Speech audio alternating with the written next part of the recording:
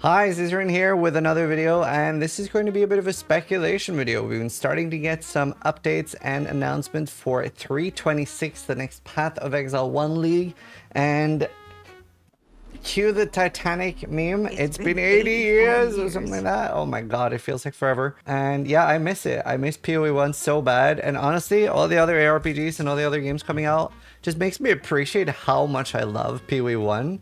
It's just perfect, and I can't wait. I really enjoyed like the Frisia League with the new Ascendancies. Really excited to dive back into PoE 1. I'm probably going to start up practicing soon by doing some two-stone runs because I feel it's been so long. It's been like, is it 10 months? But yeah, we're going to do some predictions, talk a little bit about the teasers so far. And we can start with showing this. Uncover the secrets. We got this yesterday. These worlds are endless. And yet, they are a prison. So this is a new dude. Help me find the originator. Rose petals are Sana's signature move.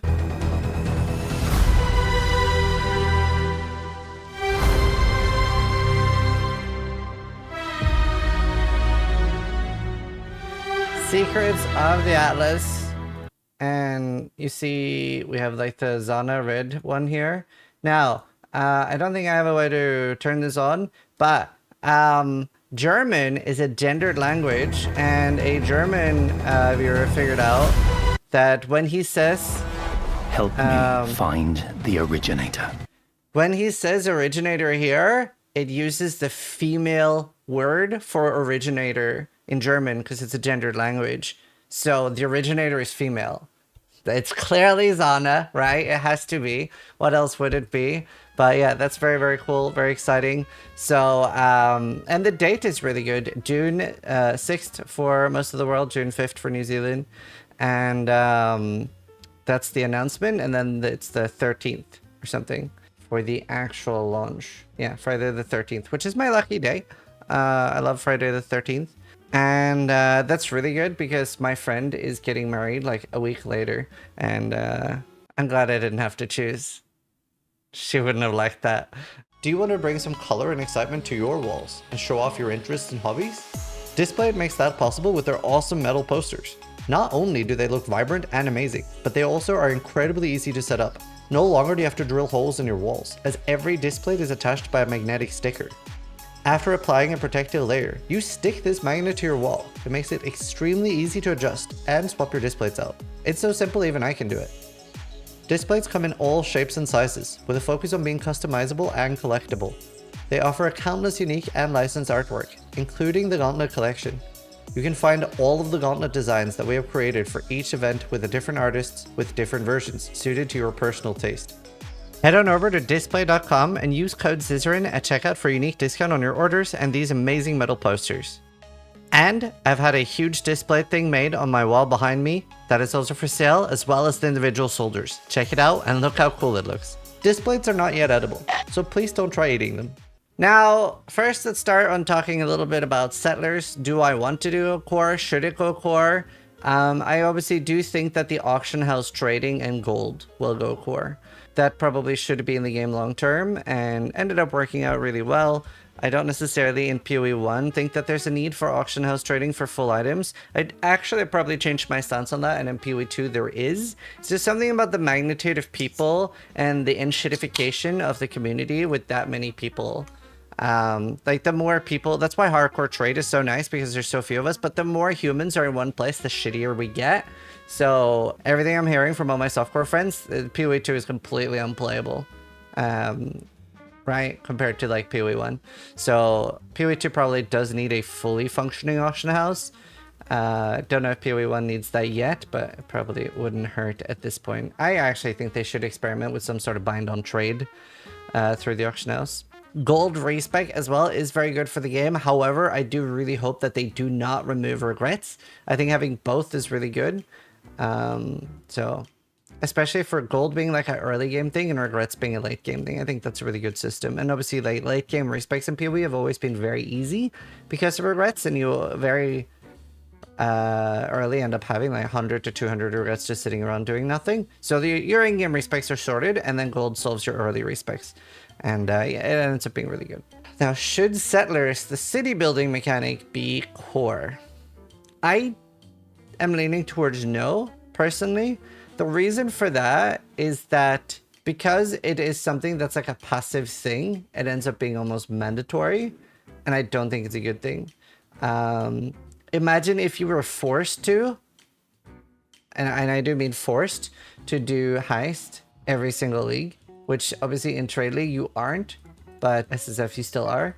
I don't know. I do think it'll end up feeling mandatory in a very bad way if it's core, which I actually do really like the league mechanic. It's one of my favorites. I think they should just, if they're going to keep it core, it does need to go away from being a passive thing that just gives you passive income and passive divines. And it needs to be more like an active thing if it's going to work. And that's why heist works, right? It's actively, like, it doesn't generate you passive income, because anything that generates you passive income becomes a must. And that's what I would hope that they would want to avoid. So yeah. And there are obviously other ways to do things like the runic enchants. However, it is particularly the boats and the mapping device that ends up being crazy. It just gives you so much currency per hour while you're mapping.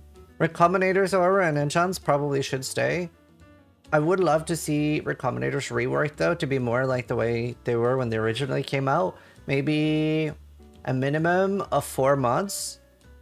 I really don't think it's good the way it is right now, with one mod and just spamming one mods and alteration crafting. I don't personally think that's good. I really like the way it was when it first came out, when it was, I think it was effectively 50-50 with no waiting on what mods were being kept, and you would just, oh, I found like an item that's really good, has really good stats on it, but it's bricked. It's like, it's full, and you can try to recombinate it, or you could try to annul it. But yeah. And I also really like being able to put like suppression on armor bases, but I think there should probably be some stricter rules on not doing one mods. I don't think the PoE 2 recombinator system is good either. Like, I really feel they had it pretty much perfect when Sentinel came out, except for you should not be able to have more than one fracture on an item. I think that should be a hard rule. It was just very silly having fractured influenced items and stuff like that. If you didn't have multi-fracture, multi-influence through Recombinator, I think it was already perfect in Sentinel. So I would personally love to see that, but then I think Recombinator should stay. It is the most powerful crafting system we've had, and a big downside to that is that it ends up invalidating others. It's also a bit unintuitive, and it can be confusing to understand. Obviously not as bad as Graveyard. I'm so happy that didn't go core. Endgame meta is in a very interesting spot right now. I don't necessarily think they have to nerf slams, even though slams is extremely played right now. I definitely think slams should have at least one more season. For those that aren't sure on my stance on buffs and nerfs, I'm a big fan of buffs every season and nerfs every other season. So my ideology on that would be that, like, builds get pulled out of rotation every 2 seasons. So you get 2 seasons to enjoy builds, and then they get pulled out. Obviously, like, extreme ones, like, for example, suicide totems should be pulled out right away. If you weren't familiar with that build, it was basically 2 chaos to do 50 million DPS. I'm not exaggerating. Well, actually, it wasn't even 2C, it was just free. Was it 2 zeros too much? Something like that. Because it is in standard now, but like missing 2 zeros or something. It was just extremely crazy. Now, there's always a big discussion about build viability versus build diversity, and some people think those are the same thing, but build viability is just, can you take every build to the end game, or at least majority of the end game, maybe not necessarily Valdo maps and stuff, which I feel like PoE 1, yeah, you can. It's very, very balanced. Build diversity is very rarely ever a thing in ARPGs, because of streamers and YouTubers, which helps propagate like build metas. We're the problem, I'm sorry. People will always be drawn towards like the easiest and best. So if something works really well, especially on a budget, there's a lot of people that will play that, especially as starters. But yeah, I think we will probably get a bit of a build shakeup. I would like to see spells that are self-casted and brands get some more love. I miss playing Stormbrand a lot. I would also like to see a full Spellslinger rework. Something that I've found very confusing about Spellslinger is, why does it cost the mana restoration and then mana per cast. Imagine if you activated your aura and then it was draining your mana on top of that and you needed like 700 mana regen. That is not some monkey paw shit, GGD. Please don't make that a thing. That would be fucking cruel. But I just find it very odd. So slingers and brands, I would love to see buffed. I think Spellslinger is already inherently balanced. Even when it was really strong, it ended up not being a good single target meta. And you're already losing a support gem to make Spellslinger work. Plus you need additional restoration. So that's already part of the cost. I remember when I had a Volta dead Spellslinger, I did that just for convenience, and obviously I could have self-casted in that patch for a lot more damage single target. I just wanted the quality of life and then paid with damage. And defense, actually, because it costs mana restoration. So I think it's very likely that Lightning Strike / Ephemeral Edge will be nerfed. It's been one of the strongest builds in the history of Path of Exile for a very long time. And you've seen so many different ways to cook it, so many different ascendancies. We've seen it on like Shadow, Ranger, and Duelist, and Templar, I believe, and maybe Witch. I think there was somebody doing it on Witch too. I don't think anyone did it on Marauder. Maybe Jug. You could kind of do it on everything. Obviously Scion. Kind of cracked. So I'm expecting either, no, most likely an Ephemeral Edge nerf. Maybe an Archmage nerf again, although that could survive one more league. And it'll be interesting. I'm hoping slams won't get touched right away. I think it's good that melee is so strong.